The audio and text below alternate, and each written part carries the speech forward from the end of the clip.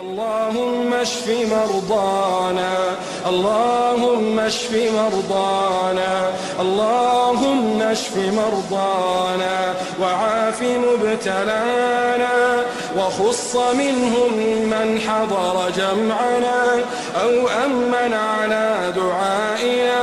اللهم إنا نسألك العافية من كل بلية، ونسألك دوام العافية، ونسألك دوام العافية، ونسألك الشكر على العافية.